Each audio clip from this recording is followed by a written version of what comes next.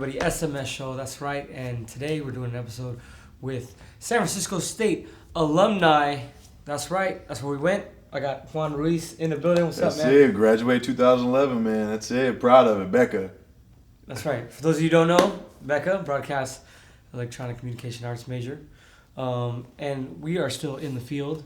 Why don't you go ahead and tell some of our viewers what you've been up to since graduation? I think you still work in the industry, right? Yeah. So I graduated in 2011, like I said, and ever since then I've been working in the TV film industry since then. So for the last 5, coming up on 6 years now. I've done everything from like assistant camera work. I've done a little bit of assistant directors. I've done gaffing, which is lighting, like technician on set. Grip work, which is I'm gripping for whatever type of lights and things we're going to be setting up.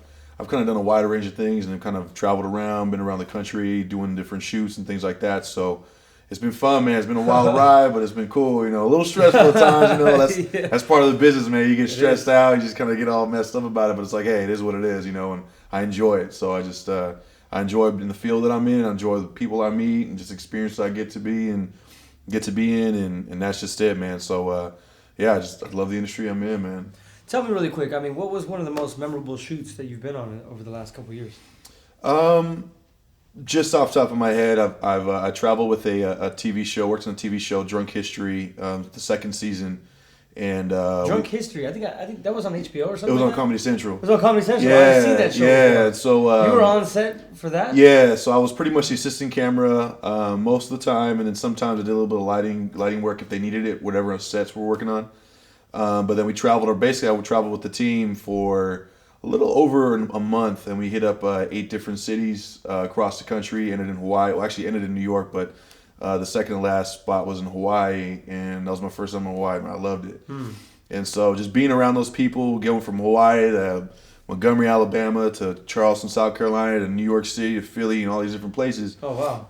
It was just good seeing, just taught me a lot about, one, how to run production, running around and doing the thing, and then second, just what this country, the differences in the country, and how just totally different and similar we all are, no matter how kind of wherever we're at in the country. So yeah, it's just it's been a wild ride, like I said, man.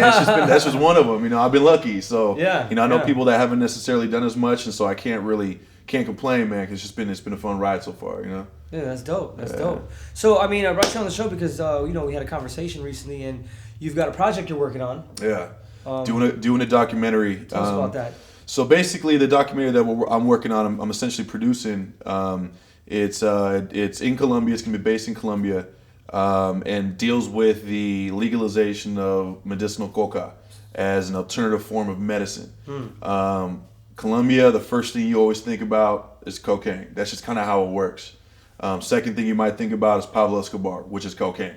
So essentially what we're doing is just basically talking about the changing vision and changing type of mentality that people in Colombia are kind of having towards the plant of coca as a medicinal form of alternate form of medicine.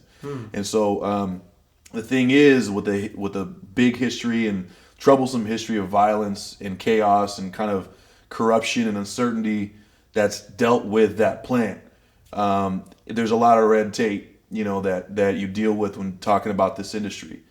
And so, but there is a push on the Senate floor, as well as regional government and citywide government officials, to try to push this, because it's an indigenous plant to Colombia and different parts of the Andes in South America that indigenous people have been doing and using for the last 5,000 years or however long they've been on the continent. So you said it's medicinal, right? And for those of us who don't know, what does the coca plant more or less do for somebody? So it really depends, and it's not necessarily used. It's used as a direct form where you grab the leaf itself, you chew on it, and essentially gives you energy. It helps with nausea. It really helps with nausea and upset stomach and things like that. But then they also use it in different forms of medicine. They take the plant, extract certain chemicals from it, just like medical marijuana. Use certain chemicals and mix it in with other types of medicines that help with relief pain, or help with ADHD, or help with bipolar, or help with certain things that really do help people out. And so basically what it comes down to is There's a lot of changes that are happening right now in Colombia.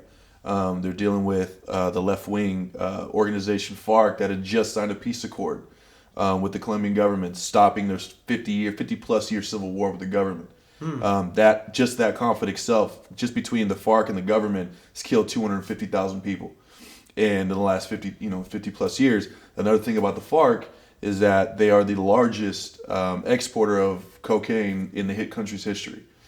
So there's a weird dynamic that's happening where this organization is becoming legitimate because they do have legitimate gripes against the country, but at the same time, on the back end, to make money and to fund the organization, they've been doing certain things that are illegal, and we've been fighting a war in the U.S., the war on drugs against it. So what we're doing essentially is we're talking to a few groups out there based mostly in the Cauca region, which is the main city of Cali is the capital. And what we're going to do is talk to a couple of those indigenous organizations, companies that are involved with producing on a legal level. And those individuals of indigenous organizations do two things. They grow Coca plant and they use as a medicine as their own. At the same time, they're all mostly members of the FARC. So there's this weird kind of dynamic that's happening where there's changes within the government, and those changes are now starting to happen as they are now becoming more legitimate in the country. So at the same time, there's a power grab because now that the fact that they're becoming legitimate, they're no longer needing to fund their war, which essentially means that they're starting to give up some land and some areas that they historically have always produced coca plant on the illegal level.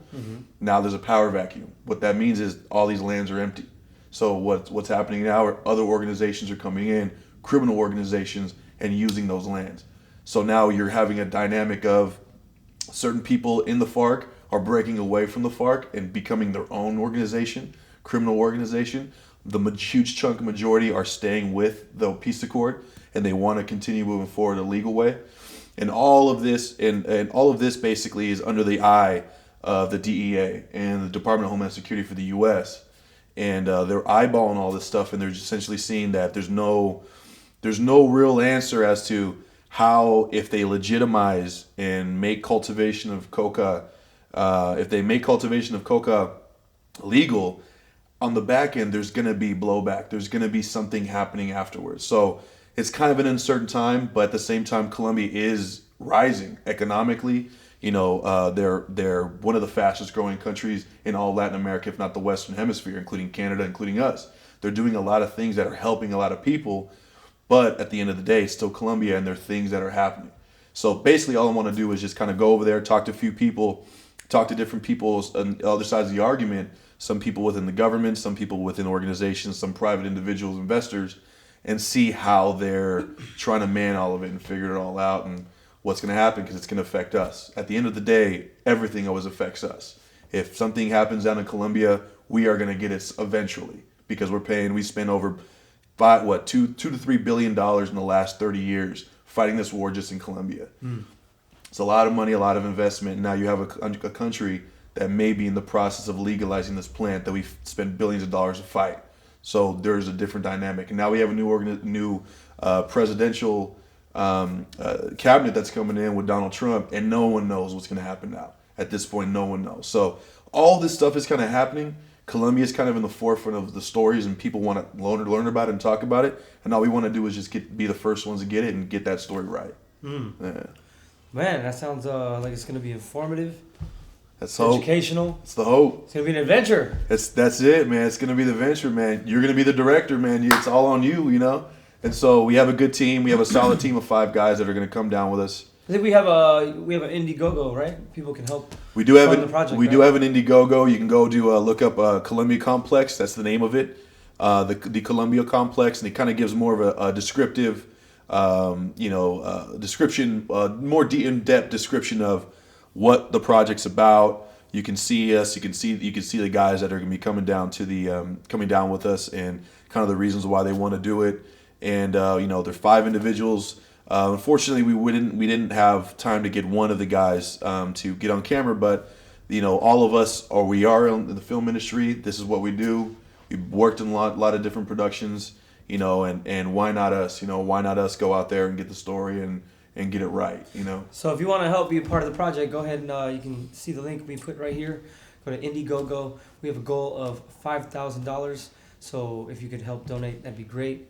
But Juan, I want to thank you for being on the show. Yeah, man. Thank you. Appreciate it, man. It's going to be exciting to get this. It's going to be fun, man. It's going to be fun.